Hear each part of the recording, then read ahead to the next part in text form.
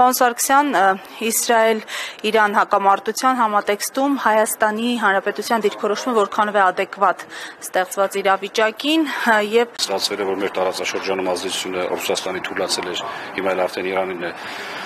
թույլանում, ակնհայտ է, նորից եմ ուզում կրկնել այդ հանգամանքը, որ Թուրքիայի ազդեցությունը մեր տարածաշրջանում մեծանում է։ Հայաստանն ում վրա հույս դնի, այսպես պրիմիտիվ ահնչում, բայց ամեն դեպքում շատ բարդ հարց է, որ ում վրա հույս դնի, ինքը իր վրա էլ չի կարող հույս դնել, որովհետեւ մենք այն իրավիճակում չենք հայտնվել 18 թվականից հետո, որ ինչ-որ մեկի վրա հույս դնենք, այդ թվում նաև մեզ վրա հույս դնենք, բայց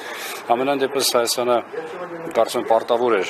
ռազմավարական մի դաշնակցին թողնելուց կամ հրաժարվելուց կամ ինչ որ այլ, չեմ ուզում անունը դնենք, թե ինչ եղավ, Հայաստանը պարտավոր էր այլ ռազմավարական գործընկեր կամ դաշնակից գտնել, որպեսզի կարողանար իր ամենակարևոր խնդիրները լուծել եւ անվտանգության տեսանկյունից եւ